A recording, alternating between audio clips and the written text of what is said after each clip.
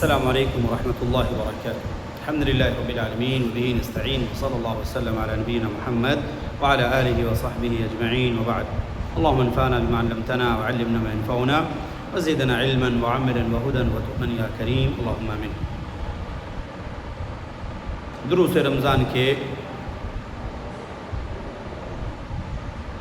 مسائل میں سے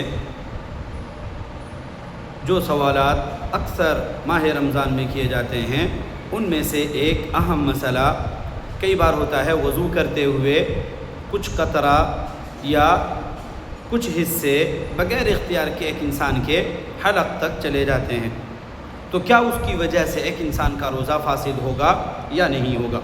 حقیقت کہیں تو اگر ایک انسان کے بغیر قصد بغیر ارادے کے غلطی سے اگر اندر آ گئے ہیں کچھ قطرات یا کچھ چیزیں وضو کے دوران، تو اب اس کی وجہ سے روزہ فاسد نہیں ہوگا، کیونکہ وہ چیز اندر گئی ہے ایک انسان کے بغیر ارادے کے اور غلطی سے ہوئی ہے. اور اللہ رب العالمین کہتا ہے وَلَيْسَ عَلَيْكُمْ جُنَاحٌ فِي مَا أَخْطَأْتُمْ بِهِ وَلَكِنْ مَا تَعَمَّدَتْ قُلُوبُكُمْ. غلطی سے ہوا ہے اللہ رب العالمین اس کے اوپر کوئی گناہ نہیں لکھتا، لیکن جو چیز جان بوجھ کر کے کیا جائے تو اس کے اوپر اللہ رب العالمین کی طرف سے مؤاخذہ ہوتا ہے. تو اس وجہ سے اگر کچھ حصہ پانی کا غلطی سے بغیر اختیار کے ایک انسان کے اندر چلا جائے وضو کے دوران، تو اس صورت میں ایک انسان کے لیے روزہ فاسد ہونے کا سبب نہیں بنے گا. دوسرا مسئلہ، روزے کے دوران روزے کی حالت میں کیا ایک انسان پیسٹ استعمال کر سکتا ہے یا نہیں، جیسے ٹوتھ پیسٹ وغیرہ؟ تو اس کے اندر علماء نے دو قسمیں بیان کی ہیں. کچھ ایسی قسمیں ہیں جن کا اثر کافی اسٹرانگ اور ہیوی ہوتا ہے، اور اس کی وجہ سے اس کے حلق تک اس کے اثرات جانے کے خطرات محسوس ہوتے ہیں. ایسا لگتا ہے کہ اب اس کی وجہ سے اس کے حلق تک بھی چیز پہنچ جائے گی اور اس کا اثر آتا ہے. اسی صورت میں علماء نے کہا کہ ان چیزوں کا استعمال ایک انسان نہ کرے، ایسے پیسٹ وغیرہ کا استعمال نہ کرے جو ایک انسان کے لیے شک کا باعث ہو.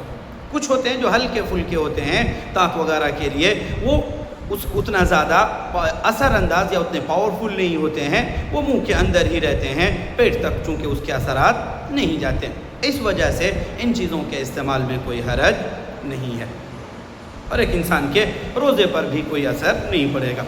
تیسرا مسئلہ ہے روزے کی حالت میں صبح ہوئی اور روزے کی شروعات جنوبی حالت میں یا ناپاکی کی حالت میں ایک انسان روزہ کی شروعات کر سکتے ہیں یا نہیں؟ ایسے انسان کا روزہ ہوگا یا نہیں جو انسان صبح ہوئی ہو اور اس وقت وہ جنوبی ہو؟ ظاہر سی بات ہے صبح کی دو صورتیں ہیں، ایک فجر کا وقت سحری کے ٹائم اور دوسرا ہے نماز چھوڑ کر کے صبح کا ٹائم.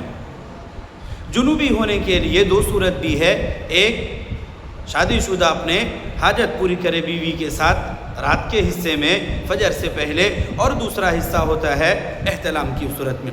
احتلام دن میں ہو رات میں ہو اس کا حکم الگ ہے، روزے پر کوئی اثر نہیں پڑے گا. البتہ جو انسان جنوبی ہے اپنے وائف کے ساتھ اس نے اپنی حاجتیں پوری کی ہے اور اس کا اثر ناپاکی فجر کے وقت تک برقرار ہے، تو ایسی صورت میں اس انسان نے اگر وہ انسان اگر اس وقت بیدار ہو رہے ہوں کہ غسل کے لیے گئے تو ادھر سحری کا ٹائم ختم ہو جائے گا، اور اگر سحری کیے تو روزے کی شروعات ناپاکی کی حالت میں ہوگی، تو ایسے انسان کے لیے شرعی طور پر اجازت ہے کہ وہ انسان صبح کرے اور وہ جنوبی حالت میں ہو، اس انسان کے روزے پر کوئی اثر نہیں پڑے گا. اس انسان کے روزے پر کوئی اثر نہیں پڑے گا.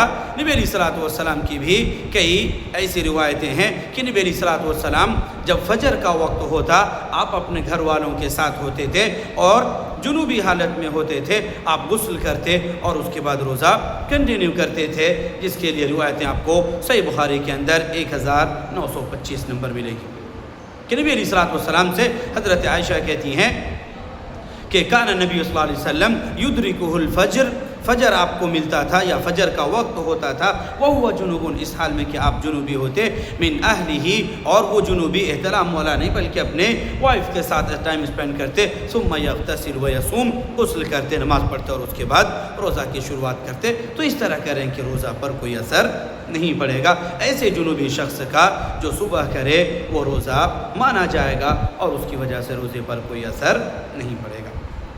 اس کے آگے انشاءاللہ کل سے آگے ہم کنٹینیو کریں گے. ھذا وصلی اللہ وسلم علی نبینا محمد وعلی آلہ وصحبہ وسلم. اللہ رب العالمین ہمارے روزوں کی حفاظت فرمائے، ان کو قبولیت کا درجہ عطا فرمائے. آمین. والسلام علیکم ورحمۃ اللہ وبرکاتہ.